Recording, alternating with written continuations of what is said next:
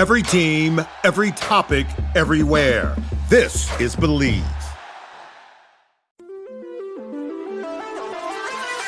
This is the Fun Belt Podcast, part of the Believe Network. Hosts the Dusty Thibodeaux of Warhawk Report, Jeremy Harper of Howlraiser, and Shane Metlin of the Daily News Record. I think it's potentially a very good week for the Sun Belt. But I'm just kind of going off on a random rant. It's just frustrating. It's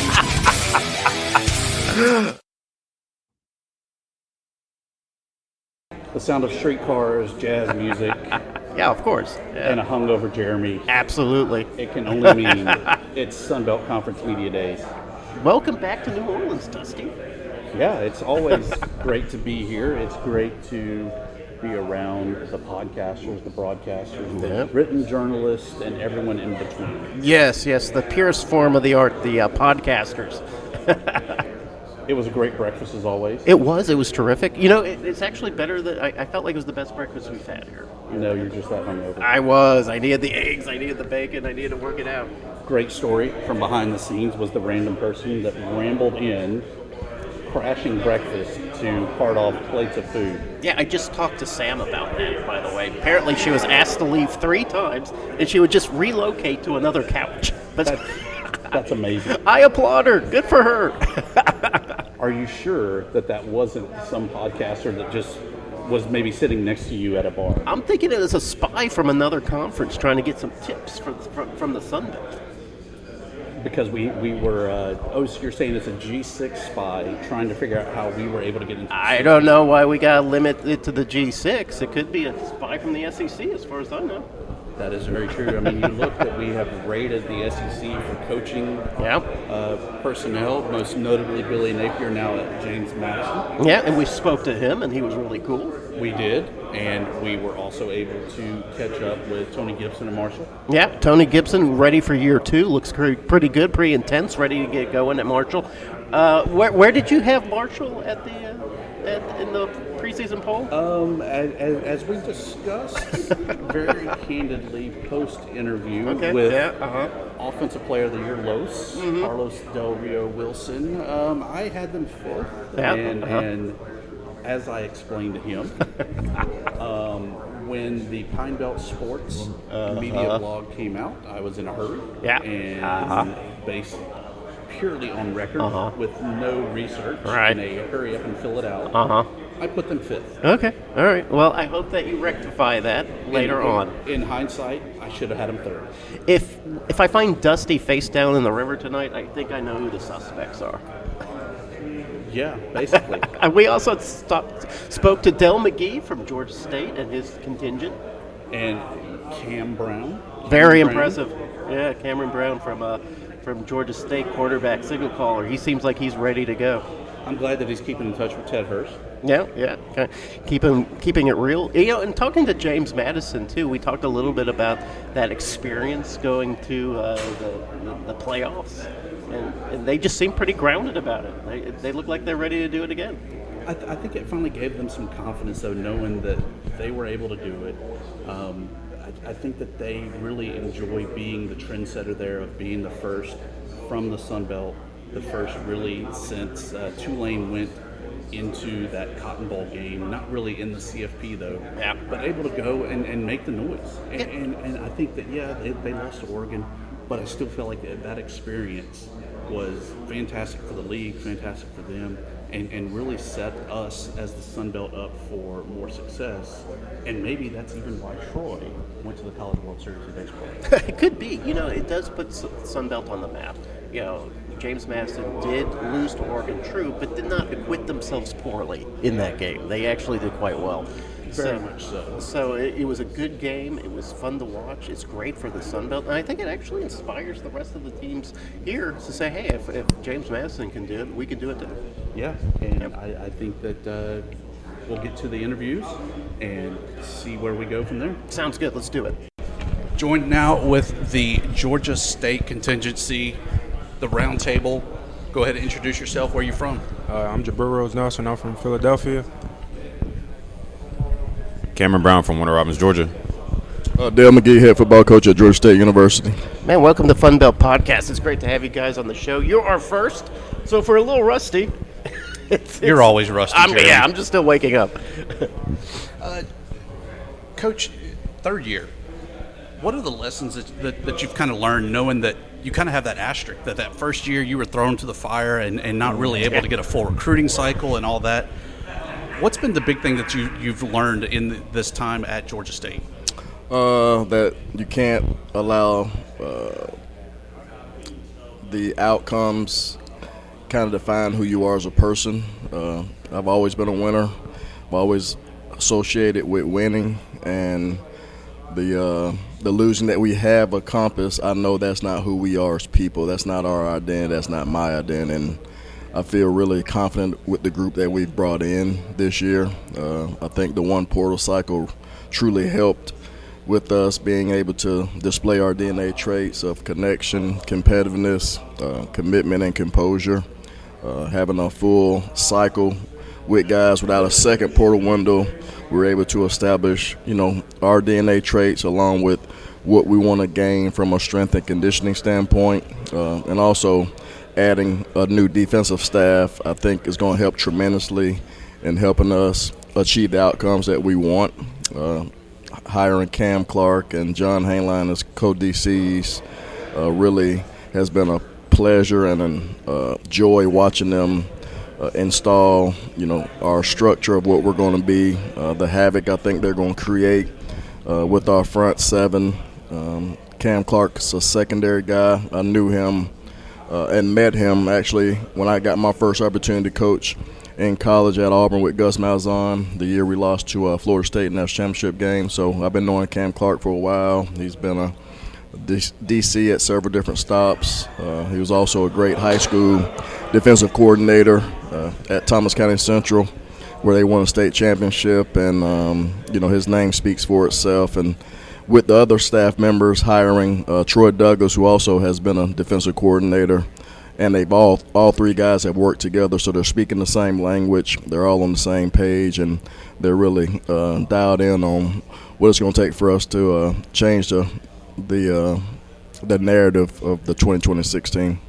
Yeah, speaking of that narrative, very tough year last year, but you look at that schedule last year, it was kind of crazy. You had a couple SEC teams you had to open up with. You had Memphis to play, which is always tough. This year, a little bit more digestible, although you do get Kennesaw State this year, which is like a huge rivalry in town.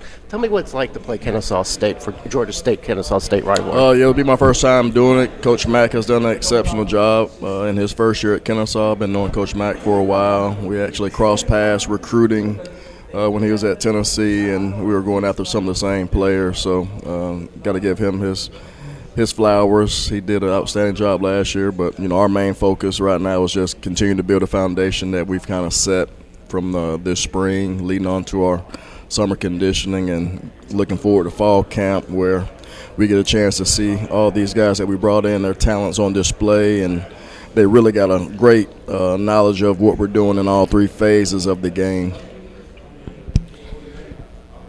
Cameron, your big target last year, Ted Hurst, third-round draft pick, Tampa Bay. Did you call him after he got drafted and say, hey, I kind of made you. I had 1,300 yards passing last year, but 850 were to you, so I made you. Did you have that conversation with him? Yeah, we trying to joke about it. We graduated in the same – well, he graduated the day after me. So I was still there. I showed up to his graduation. We took a picture, and I was just like, hey, man, you got to tell me thank you. But we joke about it. I told him I just texted him like the other day actually trying to get a jersey. Told him that he owes me at least a signed jersey. He said he got me. So, yeah, that's an ongoing joke that we have. So last year, quarterback was kind of a crazy situation at Georgia State. A lot of changes going on behind center.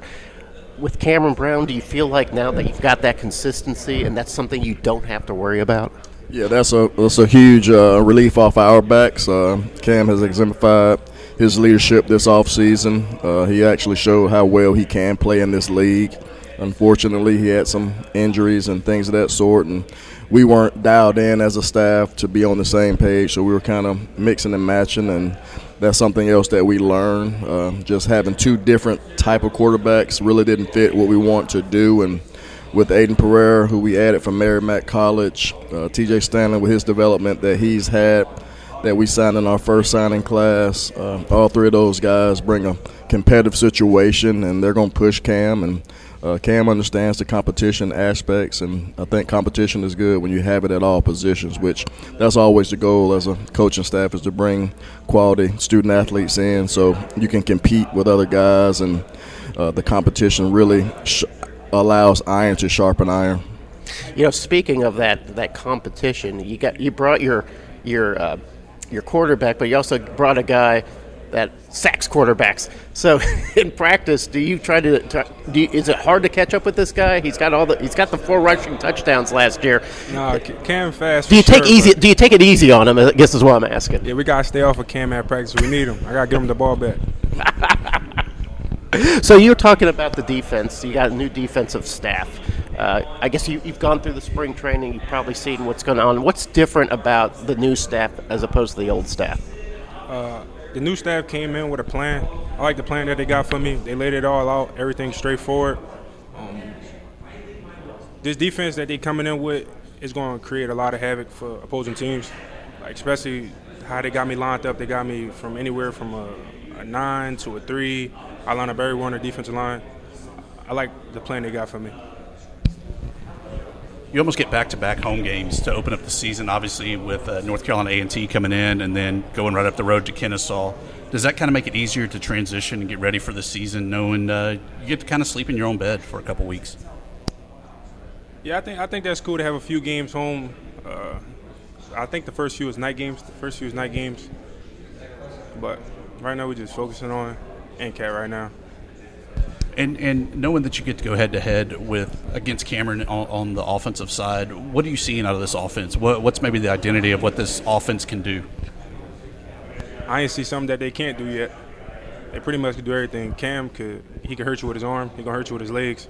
We got some receivers who can take it deep. We got some that's not scared to go underneath. We got a bunch of guys this year. And Cameron, same thing on the defense. What are you seeing out of this defense that you go head-to-head with all the time? I'll say the biggest thing that a lot of defenses lack is communication. Every time that we do anything, they're always communicating. I feel like a communicative, allowed defense is a successful defense. Like he said, there's nothing that I've seen that they can't do. Blitzing off the edge, backing up, whatever coverage, stopping the run. So I'll say that a lot of practices, it's not just one side of the ball dominating practice. It's going to be flipped. Defense might win one situation, the offense come back and win one situation. That's kind of what you want in practice. You don't want one side of the ball just dominating the other, because that kind of creates an imbalance.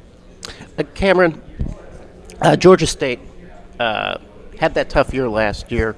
Coaches pick Georgia State to finish last in a very tough Sun Belt East. It's kind of it's a rough road to hoe to begin with, but is that motivation for the team to say, hey, look, this is a team that's sort of being undervalued right now? It is motivation, but also at the same time, we're just focused on what we can do. I believe rankings really don't matter. Honestly, it doesn't really matter. Stars don't matter. Rankings don't matter.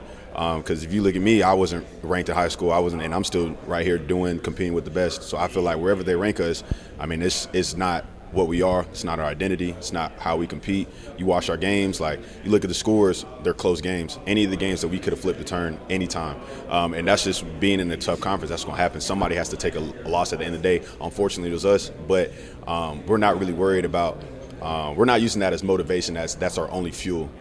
We know what we can do. We know what we can do when we step on the field. That's pretty much what we're worried about. Every coach has a tell when you've messed up at practice.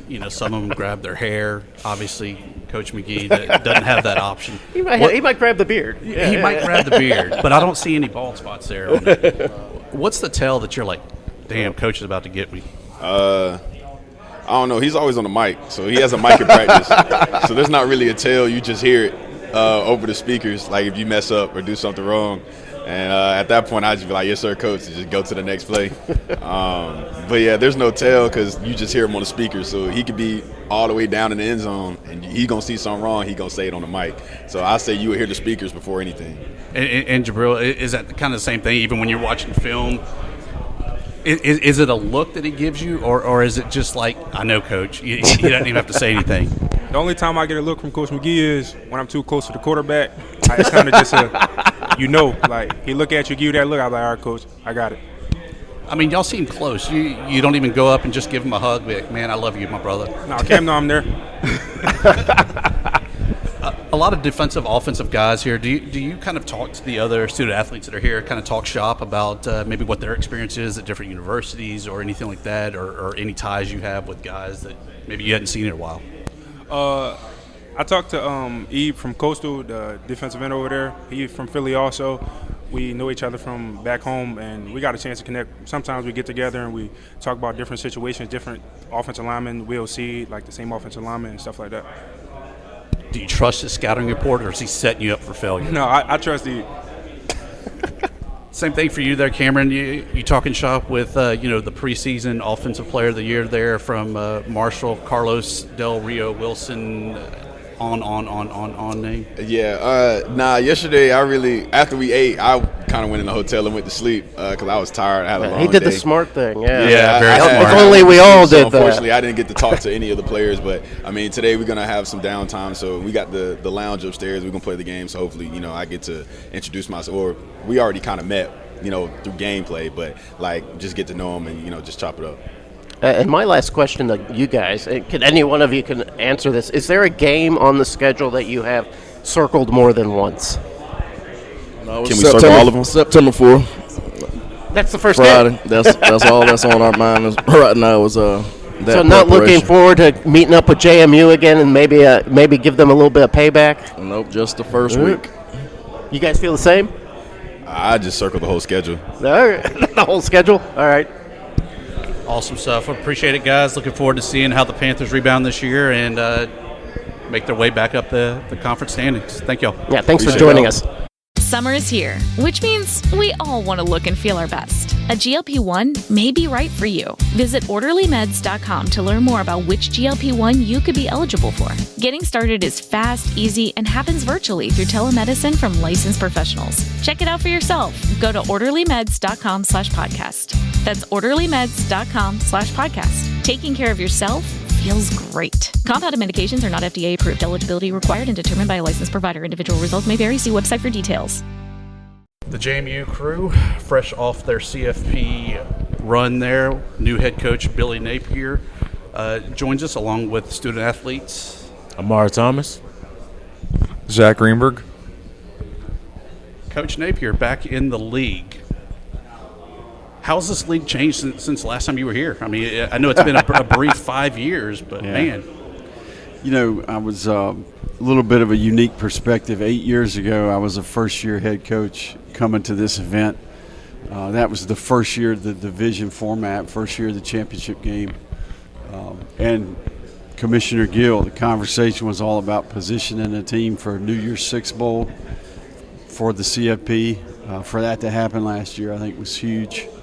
And for that to be JMU was big. So certainly a lot more prepared to do the job than I was 8 years ago. But, we're playing a different game. I think obviously you guys know the last 5 years in college football has been crazy.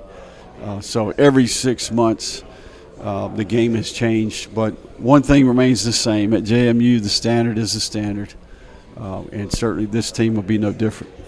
Yeah, I wanted to talk about that standard for just a second. You come into a team that's, I don't know, maybe on top of the group of five, certainly, but also maybe just on top of college football in general. Is there a lot of pressure to come into that kind of job with the expectations so high? Well, I would tell you it's really cool to be a part of, I think you sense the energy goes all the way back to January. I have to compliment the 49 players that we inherited. They've done a great job of teaching not only our incoming new players, but also the staff, their experiences, the tradition at JMU. When you take these jobs, you ask a lot of questions to coaches, but I think also when you arrive, you talk to the players quite a bit. So there's a player-led culture here that I think has been handed down throughout the years that really has been the catalyst for the success. These two guys have been a huge part of that. And I think that has allowed us to work in a way that we are going to be well prepared when it comes time to compete. Both guys, y'all have CFP experience, been there, done that. That's what every G6 team really wants and experiences. What was that like?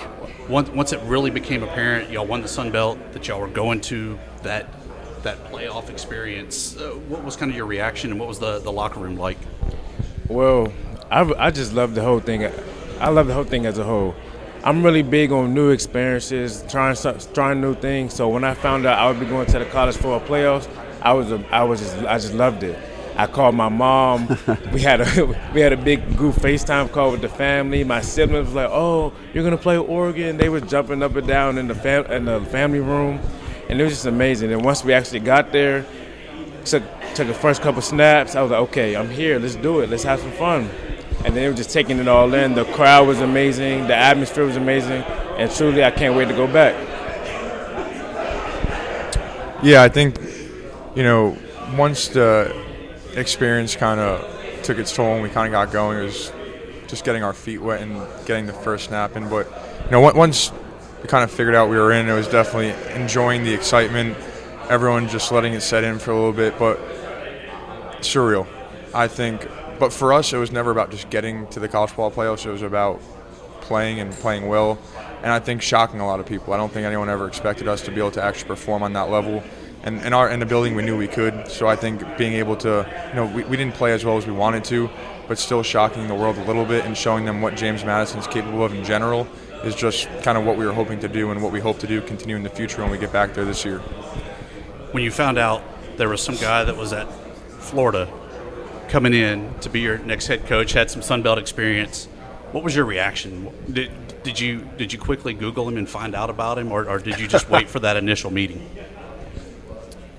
I mean, let's keep it honest with each other. We know who Coach Napier is. we don't have to Google him. I think all my friends are huge college football fans, my brother and my dad, and I think it's a real opportunity for us to be able to be coached by someone with Coach Napier who's proven himself and has worked up such an amazing name for himself, and for us to be able to be developed by him and his coaching staff and be able to continue to develop as players, but also just, the thing they preach is as people. So what they bring to us so quickly and how much they've been able to help us continue to develop in just 7 months and how much we'll be able to continue to develop in 6 more months.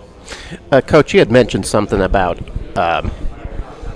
having a student or a player-led team. You got these two lugs helping you out. A lot of guys that have stuck around, but you still have a quarterback to pick at James Madison, a guy that you got to protect, a guy you get to sack in practice. Are you any closer to picking a guy? Yeah, I think we've narrowed it down to 3. Look, I think that some teams may be insecure about their quarterback situation. We're not. I think it's more about who's going to win the job. We got several guys that are very capable. If you told me we had to play with any of the 3, and even Davi, he'll have a role in terms of his skill set. But to me, it's more about who's going to win the job. And I think the next decision is when do we narrow the reps? When does it go from 3 to 2, and then when do we pick a guy? So we're 52 days away from game. We got a lot of work to do, but I have confidence in the group. Smart, have the traits, have the skill set. They had good off seasons. It's a hungry group, and they're talented. So we've got a couple guys that I think are going to be able to play winning football for us. We have depth. So I got other positions on the team I'm probably worried about more than quarterback. Hey, you want to talk about that? Well, you got to figure that out. Okay. So I'm not going to give that. It's probably center, but He's not. In He front of us doesn't look like he's got the chops. He's not anxious because he knows it's 52 days. I was surprised he didn't give us the hour, the minute, the second, and everything else. But Amar, you're kind of the unicorn, right? You've been at James Madison now on your 5th year. Yeah. What is it about James Madison that keeps you coming back year after year in this day and age where it's almost a 1-year contract and then it's free agency to go to the highest bidder or, wherever you want to go? To be honest, it really goes back to the reason I came to JMU. It's a college town. I felt wanted. I felt like I was going to be able to play because we are a lot of quote-unquote undersized, hungry folks that really want to get on the field, just be able to show what we can do. And throughout the 4 or 5 years that I've been here, it's continued to still be that same standard. Like you said, player-led team. Everybody's loving. Everybody wants to be here. Everybody supports you. You just got to put the work in and everything will show up. Zach, kind of the same thing for you. You're a guy that's been here for a while as well, leading an offense that had, 6 500-yard games, 2 600 yards. What's been the reason that's kind of kept you back and keeps driving you, knowing the great success that you've had? I think James Madison is a really unique place, and I don't think people can really grasp that until they step into Harrisonburg, Virginia, and something I never really was able to experience until last January when I took my official visit, and I didn't leave until I committed. I committed right on the spot in coach's office. And to me, it's a hard spot to leave because it offers so much outside of football, which, talk about the environment, talk about the fans, talk about the community who really live and die by James Madison with the streamers, just how much they live for us and how much they appreciate us, but also the mentorships that they can provide, how much your family loves the school, how much it's such a great place to live. And it's just, to me, when I took that point of view, there's nothing else I'm looking for. A place that gave so much to me, the place that I love so much, there's nowhere else I want to play for. Yeah, one thing I learned about Harrisonburg, if you call it Harrisburg, you're going to get some people online to correct you really quick. So I found that out quick. So, Zach, you had one of the best running backs to come through the game with Wayne Knight last season. Pettaway's no slouch either. What would you rather do, drop back in pass protection or let the guys run? I think any offensive lineman you ask will say run the football, so absolutely run the football. Are we going to see a lot of running this year, Coach? Yeah, we always do. Going to have to throw it to win it at some point, though. Got to have some balance for sure. Coach, 52 days till kickoff. Is this a revenge game for you to take us back to the 2020 Sun Belt Championship game against Jamie Chadwell? Yeah, these players don't know a lot about that, but but us in the I couldn't remember that material. Yeah. No, look, I think that Jamie's an exceptional coach. They have a ton of experience coming back at Liberty. They did a great job in the portal. It's a talented team. They come to our place in the opener. We understand the implications of that rivalry. It's going to be a great game, and certainly for our staff and this team, it's a great way to start the season. So, Jamie and I we've had our battles, in the past in this league, and then certainly 2020 there was a lot of memories in that year. But we look forward to that. I think a ton of respect for Jamie and how he continues to evolve as a coach and all that he's accomplished. It's going to be a great football game, and we definitely look forward to that challenge. Matt Rohn, when he gave you the keys to the kingdom, was his words to you, hey, Signetti built it, Signetti's done great, Chesney's added on, don't mess up the Cadillac, or what was kind of his words to you? Well, I think this place is a place that wants to continue to evolve. There's a lot more to accomplish here. I think this is a place that, if you look at the history of James Madison, they are intentional, they're calculated, they're one step ahead, and they have aspirations to continue to get better. So what we've tried to do is just evaluate the program as a whole. We talk to the players, the staff, what needs to be done at a higher level.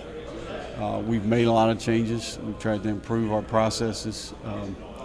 But it's a new team in a new year, and I think college football right now is literally 1 year at a time. We've got 63 new players, 38 new staff members. There's 49 veteran players. If we're going to be successful, I think those 49 guys that are coming back are going to be at the center of that. They've done a great job of teaching us. They've done a great job of teaching the newcomers what the expectations are. But I like our team, and we've got a lot of work left to do. But with JMU, the standard is the standard. We're going to keep saying that, and I think the energy's different, and that starts in January, when you begin the process. It's not something you wait until it's time to play the games. This group has had incredible energy from the very beginning. I think we've seen leaders grow up, and I was on the grass with our team yesterday watching them work. This is a hungry group, and they got a lot to prove. We look forward to that.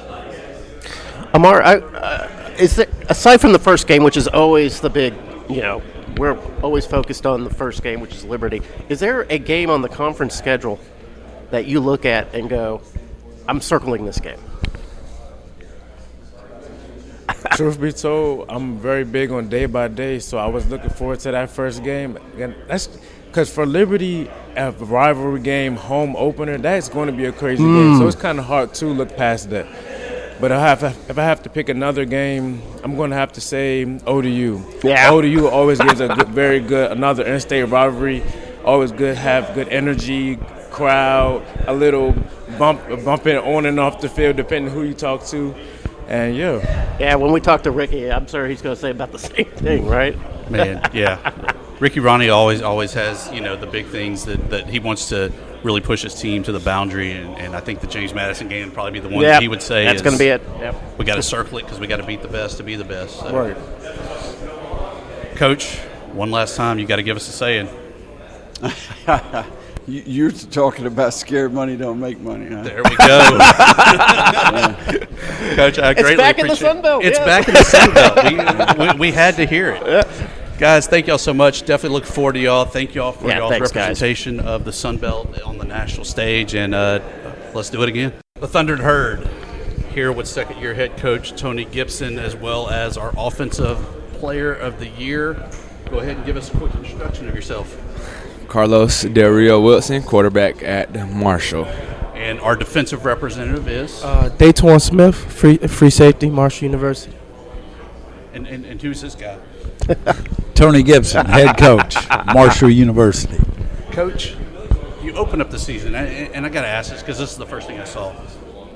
Everyone says we are, and what's it supposed to be, Carlos? Marshall. But where you open up, it's we are Penn State.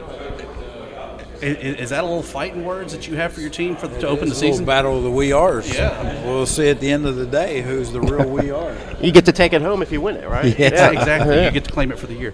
5-7 last year, but 5 games determined by a score or less.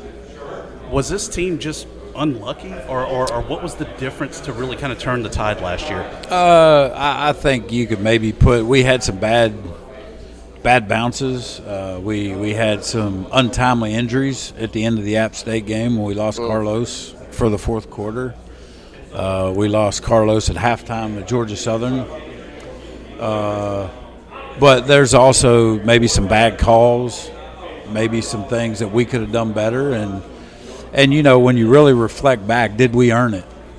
And that's the question that I've asked myself a bunch. Did our team earn 5 wins, or would we have earned 8 wins, 9 wins, and did we deserve to win that many? In my mind, I think we ended up right where we probably deserved. And whether it was coaching mistakes, whether it was player mistakes, whether it was things we could have done different, and we all have to learn from it. We got to be accountable for what we did or didn't do to get us to that total. So, Coach Gibson, you had the big first year, this kind of a learning experience in a way, learning the team, learning the role. What do you look back on last year and say, okay, that was an experience that I needed as head coach to bring into year 2? Yeah, you probably look on the defensive side of the ball. I hired a staff that I thought obviously was, and I was going to stay out of their way and let them do what they do. And that was probably a big mistake on my part. I should have, with the experience and the staff that I had, I should have just taken it from day one. And I think we would have probably won 8 or 9, to be honest.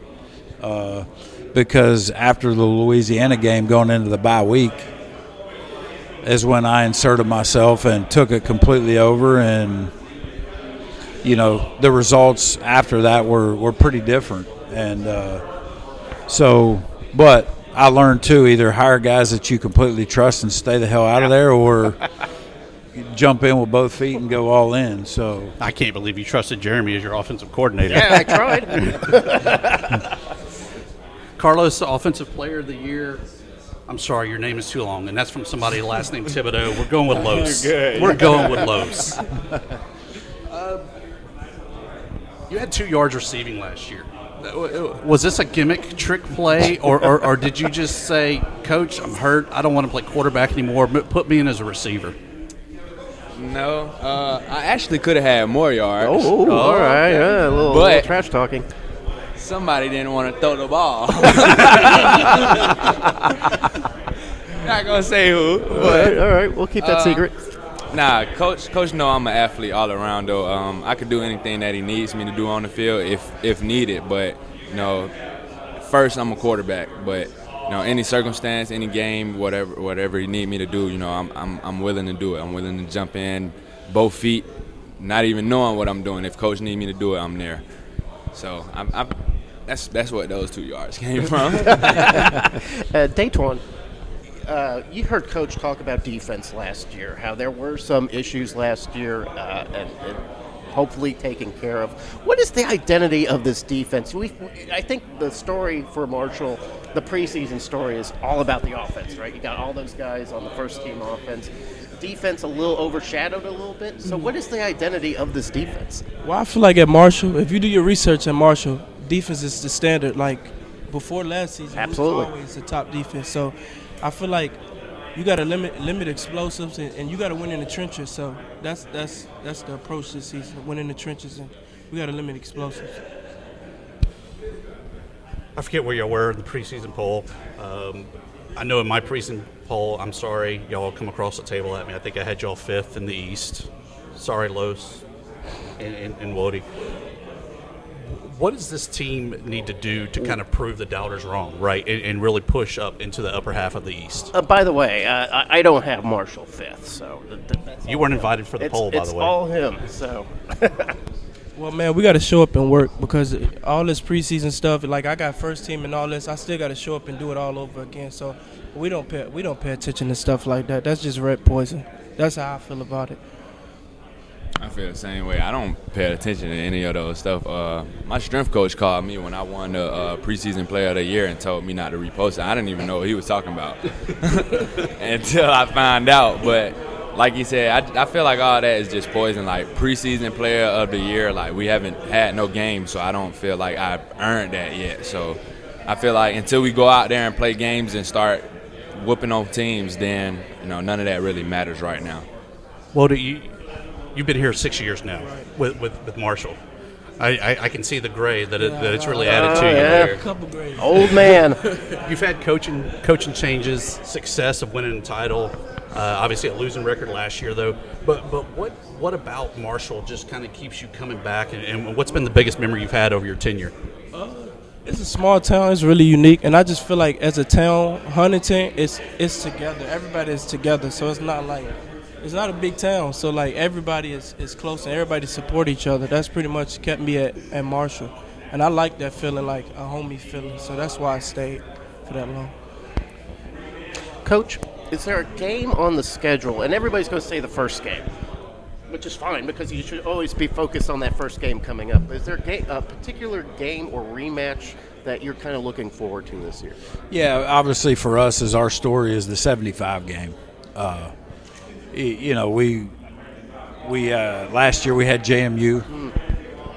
Felt like, again, a couple breaks here or there, limit explosive play early in the first half. Yeah. And that game's different. I mean, we had the ball with 3 minutes to go at midfield, 1st and 10, down 4 points, and had an opportunity to do something. But at Marshall, you're expected to win that game, and it's different. You play obviously for something bigger than yourselves, and so that's always the game that on our schedule.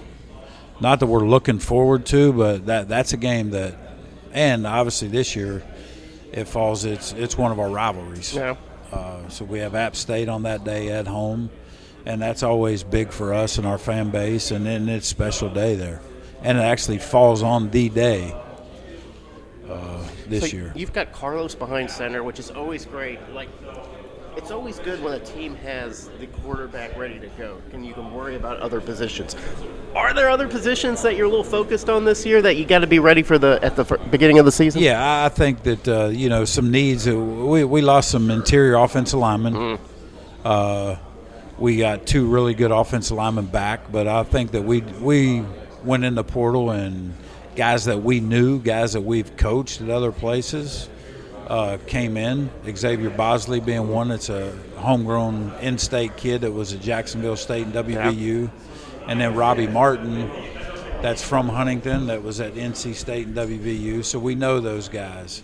And then we have a couple young kids that we've developed over the last year that were with us that are they're going to add to there. So our O-line was big. We need to get Carlos some help at wide out. We did that. And then on the defensive side, we need to completely redo the secondary, and especially at corner. And we did that. So, it was good. I mean, we have 34 new faces on our roster compared to 75, and that's counting high school and portal guys. Yeah. So we hit what we needed to hit. We took care of needs, and and what we have to do is go out and now put it all together. Carlos, you started your career playing for the man that's now at James Madison. Have you had a chance to catch up with Coach Napier? And I knew somebody was going to bring that up. We're the first. Wow. No, I haven't.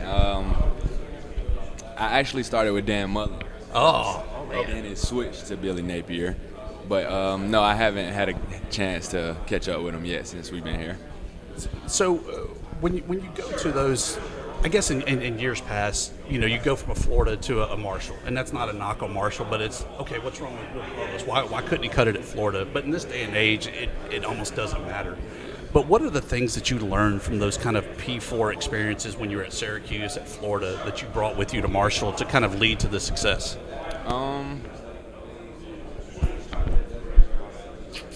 I'd just say the talent in front of me. Like when I was at Florida, I had Anthony Richardson in front of me. Just seeing the way he prepared, the way he, got ready for games, got ready for practice, the way he took care of his body, the way he went over plays and stuff. That, and then going to Syracuse, having Kyle McCord in front of me, seeing the way he prepared, the way he recovered his body and stuff. So just seeing those players that actually made it to the NFL as a quarterback kind of helped me for when I'm in that position. I know how to maintain that position. I know how to handle it. So I think I brought all those key things to Marshall with me to be able to get on that platform and stay there. Dayton, you've got the preseason Offensive Player of the Year sitting next to you. You look across from him in practice. Do you have to knock him down a peg sometimes? Yeah, I always do. He know I smack talk him all the time.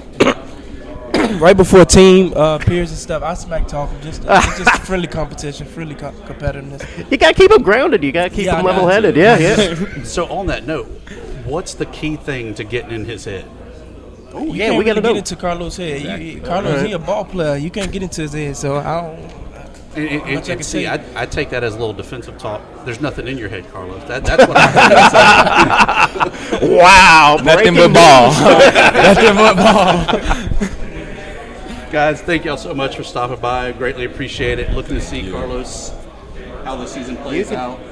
Woody, we got to know, real quick, the nickname. How did that come about? Well, some of my people's from New Orleans, and Wody means like friend. So they'll go around the house saying like, Wody, hand me this, Wody, hand me this, Wody. And since then, my mom had called me like DJ or something in the store. I'm like, Mom, my name not DJ. I don't like DJ.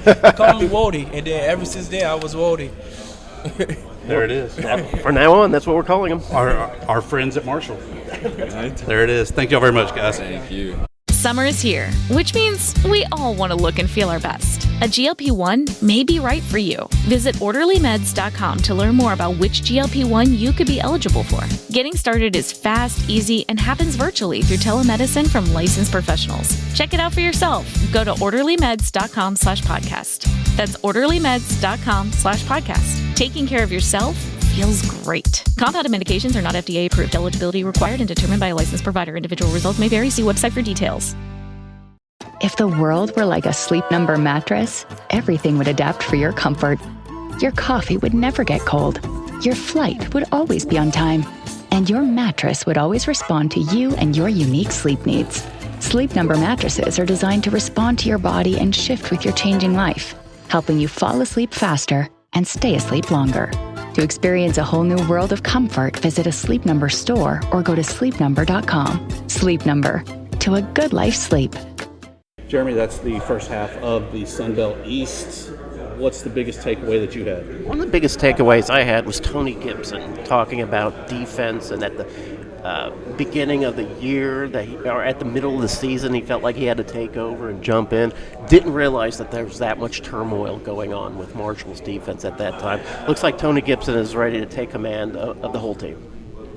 Yeah, I think that, and I think the other thing that we really learned, we've had some great personalities that have come through this league. Yeah. But Carlos Rio Wilson really impressed me there of just his personality, the outgoingness, the openness that he had there with us. Obviously, Coach Billy Napier from James Madison, still a character, still somebody that I'm excited to have back in the league. Drop the catchphrase. He dropped the catchphrase for us, so we'll cut that and give that to our nameless tripoded friend that is not here with us. Of what's his name again? I think it's Payne Netlin.